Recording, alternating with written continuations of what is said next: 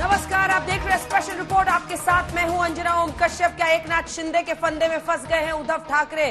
क्या उन्होंने farewell speech के अंदाज में कैबिनेट के सामने अपनी बातें रखी हैं? क्योंकि सुप्रीम कोर्ट की तरफ से आ रहे संकेतों पर अगर नजर डालें तो इस वक्त की 3 बड़ी खबरों के साथ हम शुरुआत कर रहे हैं। उद्धव ठाकरे के इस्तीफे से जुड़ी है। जी हां, सूत्रों के मुताबिक अगर सुप्रीम कोर्ट कल फ्लोर टेस्ट के लिए कहता है तो वोटिंग से पहले ही उद्धव ठाकरे इस्तीफा दे सकते हैं। दूसरी बड़ी खबर, सुप्रीम कोर्ट में अभी फ्लोर टेस्ट पर सुनवाई चल रही है। महाविकास अघाड़ी सरकार की तरफ से अभिषेक मनु सिंह भी दलीलें दे रहे हैं, उनकी दलीलें खत्म हो गई हैं। तो एकनाथ शिंदे की तरफ से नीरज कौल दलीलें रख रहे हैं। इस वक्त की तीसरी बड़ी खबर है कि कैबिनेट की बैठक में उद्धव ठाकरे भावुक हुए। कैबिनेट की बैठक में उन्होंने कहा कि मेरी पार्टी के लोगों ने मेरे साथ धोखा किया, आप लोगों ने मेरा साथ दिया है। महाविकास अघाड़ी सरकार के सभी घटक दलों ने मेरा भरपूर समर्थन किया, इसके लिए आप सबका धन्यवाद। लेकिन बड़ी खबर इस वक्त की यही है कि आज रात के 8 बजे भी जब आप ये बुलेटिन देख रहे हैं तो सुप्रीम कोर्ट में इस मामले की सुनवाई चल रही है। जी हां, अब राज्यपाल की तरफ से दलीलें दी जा रही है। जो उनके वकील हैं वो फिलहाल दलीलें दे रहे। शिंदे गुट के वकील ने अपनी दलीलें पूरी कर ली है।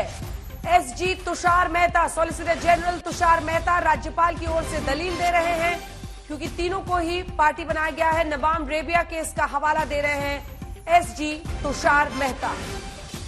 संजय शर्मा हमारे सहयोगी इस वक्त जुड़ रहे हैं। संजय, क्या कुछ कहा जा रहा है तुषार मेहता की तरफ से जिस केस का वो हवाला दे रहे हैं, और इसी के साथ क्या आप माने कि इन 3 पार्टियों की सुनवाई के बाद फैसला आएगा?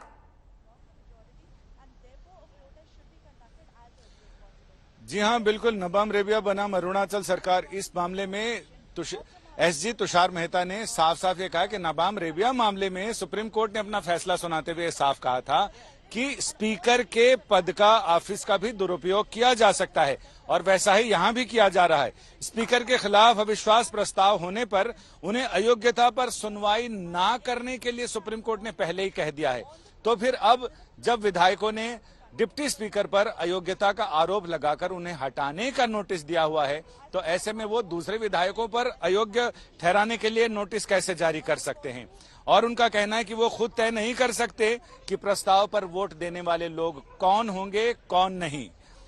इसके साथ ही तुषार मेहता ने यह भी कहा है कि राज्यपाल के आदेश को चुनौती देने के मानदंड याचिकाकर्ताओं ने पूरे नहीं किए हैं, जिसमें ये भी अभी के याचिकाकर्ता इसमें सुनील प्रभु हैं, जिन्हें चीफ व्हिप बनाया गया है। तो इन्होंने कहा कि राज्यपाल के आदेश को जो चुनौती दी है उसके कुछ मानदंड होते हैं, कुछ शर्तों और अर्हताओं को पूरा करना पड़ता है, जो पूरा नहीं किया गया है। लिहाजा इस याचिका को सुनने का कोई मतलब नहीं है, इसे सिरे से खारिज कर दिया जाना चाहिए।